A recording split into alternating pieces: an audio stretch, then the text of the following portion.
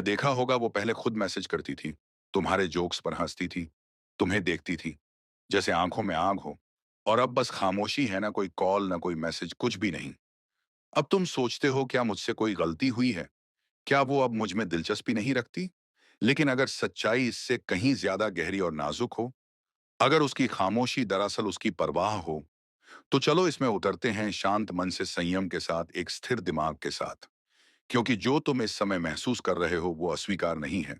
ये शुरुआत है एक गहरी समझ की, अगर तुम देख सको। आज की डेटिंग में हमें सिखाया गया है कि ध्यान ही प्यार है। अगर वो जल्दी रिप्लाई करती है तो वो तुम्हें चाहती है। अगर वो तुम्हारी स्टोरी देखती है तो वो तुम्हें याद कर रही है। अगर तुम चुप हो और वो सेल्फी डालती है तो शायद वो चाहती है कि तुम देखो। लेकिन ये नजरिया पूरी तरह प्रतिक्रियात्मक है, भावनाओं से भरा हुआ है और स्थिरता से बिल्कुल अलग। प्राचीन स्टोइक्स जानते थे कि लोग सिर्फ अपने एहसास से नहीं, बल्कि अपने डर से भी संचालित होते हैं। और महिलाएं, खासकर जो भावनात्मक रूप से जुड़ी होती हैं, वो खोने से, ठुकराए जाने से और खुलकर सामने आने से ज्यादा डरती हैं जितना वो दिखाती हैं। इसलिए खामोशी उनका कवच बन जाती है। वो खुद को बचा रही होती हैं।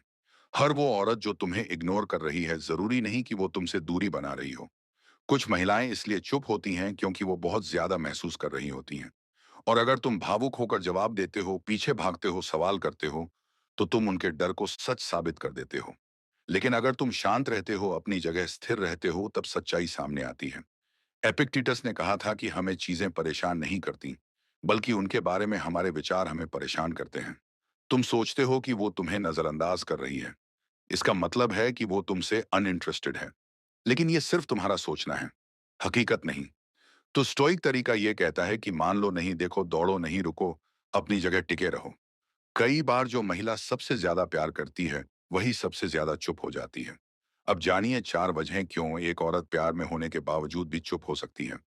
पहली, वो सुरक्षा परख रही होती है। उसे स्नेह से ज्यादा भावनात्मक सुरक्षा चाहिए। अगर उसे ये यकीन नहीं होता कि तुम तनाव, दूरी या मुश्किल समय में कैसे रहोगे, तो वो खुद पीछे हटकर देखती है कि क्या तुम अपना संतुलन खोते हो या टिके रहते हो।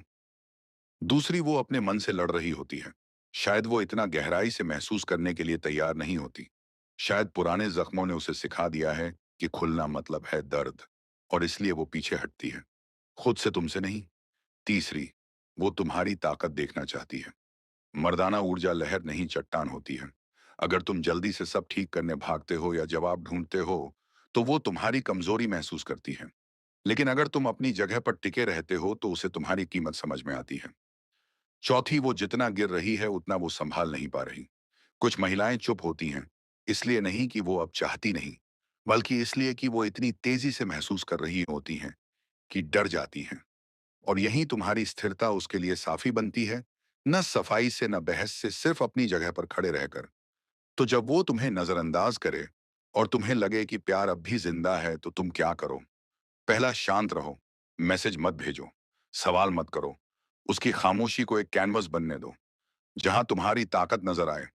दूसरा, अपने रास्ते पर चलो। मार्कस ऑरेलियस ने कहा था कि इस पर बहस में समय मत गवाओ कि एक अच्छा इंसान क्या होता है, बस खुद एक बनो। तीसरा, प्रतिक्रिया मत दो, ग्रहणशील रहो। अगर वो लौटती है, और शायद लौटेगी, तो गरिमा से स्वागत करो, कड़वाहट से नहीं। अपनी भावनात्मक अनुशासन को अपने अहम से ऊपर रखो। चौथा, खेल मत खेलो। खामोशी को कभी हथियार मत बनाओ, ना अपनी ना उसकी। अगर तुम इसे बदले की तरह इस्तेमाल करते हो, तो तुम अपनी ही स्थिरता खो चुके हो।